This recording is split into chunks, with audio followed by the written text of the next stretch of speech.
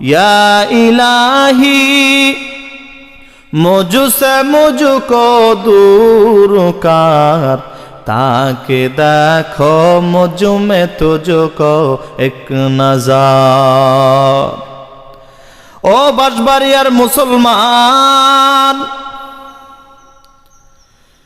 প্রশংসা করলে আমার আল্লাহ বড় খুশি হন। প্রশংসা যদি চালায়া যাও মাওলা খুশি হয়ে যায়। দুনিয়ার উপরে যদি কোনো গোলামি কাজ করো, কোনো মালিকের যদি গোলামি কাজ করো, যদি দুনিয়ার উপরে হালকা করে যদি মালিকের প্রশংসা করিয়া দাও, প্রশংসা করতে দেরি আমার ওই মালিক তোমার উপর খুশি হইতে দেরি করে না। আর দুনিয়ার মালিকই যদি হালকা প্রশংসা করার কারণে যদি খুশি হয়ে যায়, তাহলে ওই মালিকে তো আমার আল্লাহ তাআলা বানিয়েছেন। আমার মাওলাকে যদি হালকা যদি খুশি করতে চাও, আর হালকা খুশি করতে পারলে তোমাকে আমার আল্লাহ দ্বিগুণ দ্বিগুণ সম্পদ দিয়ে দিবেন। ও মুসলমান বান্দা, আমি এজন্য বলতেছি প্রশংসা করতে হবে কার? আল্লাহ তাআলার প্রশংসা করতে হবে রে যুবক। আল্লাহ তাআলার প্রশংসা ছাড়া চলবে না। যত বেশি বেশি বেশি বেশি আমার মাওলার প্রশংসা করবে, তত বেশি আমার আল্লাহ নিয়ামতটাকে দ্বিগুণ করিয়া দিবেন। ওরে নবীর উম্মতের দল, সামান্য একটু প্রশংসার দ্বারা আমি একটা ঘটনা আমি আপনাদের সামনে তুলে ধরি। একজন বান্দা খানা খাইতেছি, আর খানাটা মাটিতে পড়ে গেল। খানা যখন মাটিতে পড়ে গেছে, ওই সময় সে চিন্তা ফিকির করতেছে, এইটা তো মাওলার দেওয়া একটা খাদ্য, এইটা আমি ফালায় দিতে পারবো না। আমার মাওলা আমাকে রিজিক দিয়েছেন, এই রিজিকটা আমি ফালায় দিতে পারবো না। আমি এই রিজিকটাকে আমি হেফাজতের নিয়তে ভক্ষণ করব, আমার আল্লাহ আমার উপর খুশি হয়ে যাবেন। ইযা জাআ নাসরুল্লাহি ওয়াল ফাত ওয়া রাআইতান নাসা ইয়াদখুলুনা ফি দীনিল্লাহি আফওয়াজা। ইযা জাআ নাসরুল্লাহি ওয়াল ফাত, যখন আপনার কাছে আমি আল্লাহ তাআলার পক্ষ থেকে যখন সাহায্য আসবে, ওয়াল ফাত, এবং যখন কোনো বিজয় আপনার কাছে আসবে, এবং আপনি দেখতে পারবেন ওয়া রাআইতান নাসা ইয়াদখুলুনা ফি দীনিল্লাহি আফওয়াজা, দলে দলে লোক আমার আল্লাহ তাআলার ছায়ার তলে আসবে, অর্থাৎ ইসলামের ছায়ার তলে প্রবেশ করবে। দলে দলে লোক যখন ইসলামের ব্যানারের মধ্যে যখন প্রবেশ করবে, ও নবী, ওই সময় আপনার দায়িত্ব শেষ। আপনি অবসরে যাওয়ার জন্য আপনি এবার চিন্তা ফিকির করেন। বলে অবসরে যে যাবেন, এর আগ মুহূর্তে আমি আল্লাহ পাক আপনাকে দুইটা আমি আল্লাহ পাক কাজ দিলাম, আদেশ দিলাম। বলে দুইটা কিসের আদেশ? আল্লাহ পাক জানাইয়া দিলেন, সাব্বিহু বিহামদি রাব্বিকা ওয়াস্তাগফির। আমি আল্লাহ দুইটা কাজ দিলাম। এক নাম্বার কাজ হলো আমি রবের প্রশংসা করতে হবে, আমি রবের হামদের সাথে পবিত্রতা বর্ণনা করতে হবে। দুই নাম্বার কাজ আমি আল্লাহ দিলাম, আমি আল্লাহ তাআলার কাছে বেশি বেশি বেশি বেশি ইস্তেগফার করতে হবে। ও নবীর উম্মতের দল, আমার নবীর তো কোনো গুনাহ নাই, সে নবীকে আমার আল্লাহ কেনই বা এই সূরা নাসরের মধ্যে বললেন, ও নবী আপনাকে হামদ করতে হবে, পবিত্রতা বর্ণনা করতে হবে। আল্লাহ কেন বললেন? দ্বিতীয় অংশে আমার কেন আল্লাহ বললেন আপনাকে বেশি বেশি ইস্তেগফার করতে হবে? ও নবীর উম্মত, মুফাসসিরিন ইকরাম বলতেছেন তাফসিরে ইবনে কাসির, এই তাফসিরে ইবনে কাসিরের মধ্যে ইবনে কাসির রাহমাতুল্লাহি আলাইহি বলতেছেন, আমার নবীর কোনো গুনাহ নাই, এরপরও আমার আল্লাহ জানিয়ে দিলেন নবী আমার আপনি হামদ পড়বেন, এর পাশাপাশি আপনি ইস্তেগফার বেশি বেশি পাঠ করবেন। একটাই কারণ এটা বলে আমার আল্লাহ সমস্ত উম্মাহকে জানাইয়া দিলেন, সমস্ত বান্দাকে জানাইয়া দিলেন, যখন তোমাদের সামনে কিছু আসবে সেটা বিজয় হয়ে যাবে। আমি আল্লাহ পাকের সাহায্য যখন আসবে বা কোনো কিছু বিজয় হয়ে যাবে, সঙ্গে সঙ্গে আমার আল্লাহ তাআলার প্রশংসা করতে হবে। দ্বিতীয় নাম্বার, বেশি বেশি ইস্তেগফারের আমল করতে হবে। অর্থাৎ এই সূরা নাসরের মধ্যে আমার আল্লাহ তাআলা এই আয়াতটা নাজিল করিয়া জানাইয়া দিলেন, ও পৃথিবীর মানুষ, যখনই তোমার সামনে যখন আমি আল্লাহ পাকের সাহায্য আসবে, ওই সময় আর চুপ থাকা যাবে না, বেশি বেশি করে আমার আল্লাহ পাকের হামদ আদায় করতে হবে, প্রশংসা করতে হবে। দ্বিতীয় নাম্বার, বেশি বেশি ইস্তেগফার করতে হবে। ভাইয়েরা আমার, হামদ কি জিনিস, প্রশংসা কি জিনিস? الحمد هو الثناء باللسان على جميل الاختيار نعمة كان أو غيرها। নিয়ামত পেয়ে হোক, নিয়ামত না পেয়ে হোক, মাওলার শুকরিয়ার নাম হলো প্রশংসা। তোমাকে আমার আল্লাহ নিয়ামত দেয় নাই, আরেকজনকে নিয়ামত দিয়েছে। এ বান্দা, যাকে নিয়ামত দেয় নাই এরপরেও যদি তুমি খুশি হয়ে মাওলার দরওয়াজায় প্রশংসা করো, আমার আল্লাহ বলেন প্রশংসা করার কারণে নিয়ামতটাকে আমি আল্লাহ দ্বিগুণ করিয়া দিব।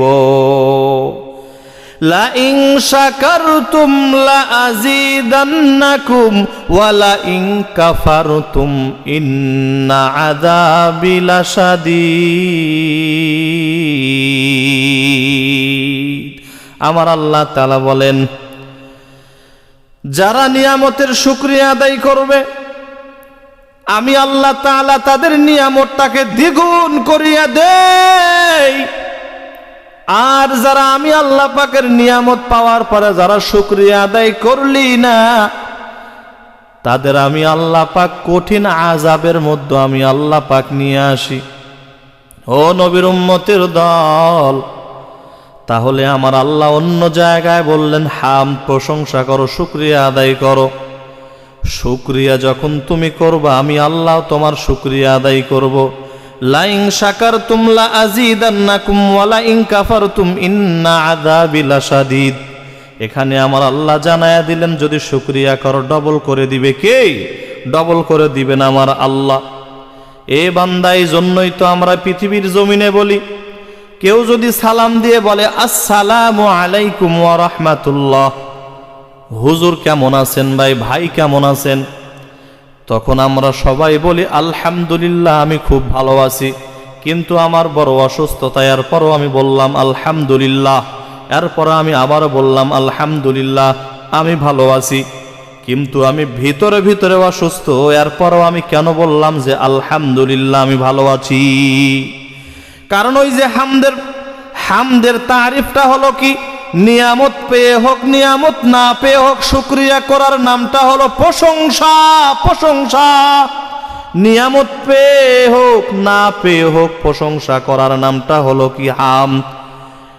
আর যদি তুমি নিয়ামত পাও নাই, এই সময় যদি তুমি আমি মাওলার জন্য যদি শুকরিয়া আদায় করো, আল্লাহ বলে, ও বান্দা, তোমারে আমি আল্লাহ কিছু দেই নাই, এরপরেও তুমি আমি আল্লাহ তাআলার প্রশংসা করছো।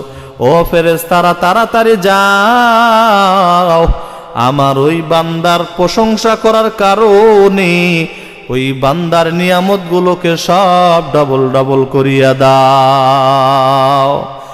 ইয়া ইলাহি मुझसे मुझको दूर कर, ताके देखो मुझ में तुझको एक नजर। ओ बांशবাড়িয়ার মুসলমান, প্রশংসা করলে আমার আল্লাহ বড় খুশি হন। প্রশংসা যদি চালায়া যাও মাওলা খুশি হয়ে যায়। দুনিয়ার উপরে যদি কোনো গোলামি কাজ করো, কোনো মালিকের যদি গোলামি কাজ করো, যদি দুনিয়ার উপরে হালকা করে যদি মালিকের প্রশংসা করিয়া দাও, প্রশংসা করতে দেরি আমার ওই মালিক তোমার উপর খুশি হইতে দেরি করে না। আর দুনিয়ার মালিকই যদি হালকা প্রশংসা করার কারণে যদি খুশি হয়ে যায়, তাহলে ওই মালিকে তো আমার আল্লাহ তাআলা বানিয়েছেন।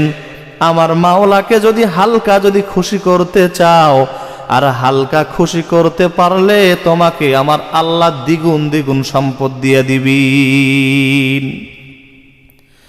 ও মুসলমান বান্দা, আমি এজন্য বলতেছি প্রশংসা করতে হবে কার? আল্লাহ তাআলার প্রশংসা করতে হবে রে যুবক। আল্লাহ তাআলার প্রশংসা ছাড়া চলবে না। যত বেশি বেশি বেশি বেশি আমার মাওলার প্রশংসা করবে, তত বেশি আমার আল্লাহ নিয়ামতটাকে দ্বিগুণ করিয়া দিবেন। ওরে নবীর উম্মতের দল, সামান্য একটু প্রশংসার দ্বারা আমি একটা ঘটনা আমি আপনাদের সামনে তুলে ধরি। একজন বান্দা খানা খাইতেছি, আর খানাটা মাটিতে পড়ে গেল। খানা যখন মাটিতে পড়ে গেছে, ওই সময় সে চিন্তা ফিকির করতেছে, এইটা তো মাওলার দেওয়া একটা খাদ্য, এইটা আমি ফালায় দিতে পারবো না। আমার মাওলা আমাকে রিজিক দিয়েছেন, এই রিজিকটা আমি ফালায় দিতে পারবো না। আমি এই রিজিকটাকে আমি হেফাজতের নিয়তে ভক্ষণ করব, আমার আল্লাহ আমার উপর খুশি হয়ে যাবেন। বান্দা একদিন এমন করলেন, 2 দিন এমন করলেন, 3 দিন এমন করলেন। বাসাবাড়ির মধ্য থেকে যত ভাত ফালিয়ে দেয়, ওই ভাতগুলো ফালিয়ে না দিয়ে নিজে নিজে নিজে নিজে সেই ভাতগুলো সে ভক্ষণ করে নেয়, নষ্ট করে না, নষ্ট করে না। আর চিন্তা ফিকির করে, এটা আমার মাওলার দেওয়া, এটা আমি নষ্ট করতে পারবো না। বান্দা যখন ইন্তেকাল হয়ে গেলেন, কবরের মধ্যে এমন মিশক আম্বুরের ঘেরান আমার আল্লাহ সেট করিয়া দিলেন। একজন বুজুর্গ বান্দা রাস্তা দিয়ে যাইতেছেন, আর কবরের মধ্য থেকে মিশক আম্বুরের সেন্ট আসতেছে। একটু কাশফের মধ্যে একটু খেয়াল করে দেখলেন, কাশফের মধ্যে গিয়া আল্লাহর বান্দা খেয়াল করে দেখলেন, ওই বান্দার কবরের মধ্যে আমার আল্লাহ পাক জান্নাতের হাওয়া সেট করে দিয়েছেন। এবার বুজুর্গ বান্দা সবাইকে ডাক দিয়ে এসে বলতেছে, কে কে তোমরা আসো, তাড়াতাড়ি আসো। মহল্লার সবাই যখন চলে আসলো, বুজুর্গ বান্দা ডেকে বলতেছেন, বলো এই বান্দা কি এমন কাজ করেছে, যেই কাজটা করার কারণে কবরের মধ্যে আমার আল্লাহ মিশক আম্বরের সেন দিলেন।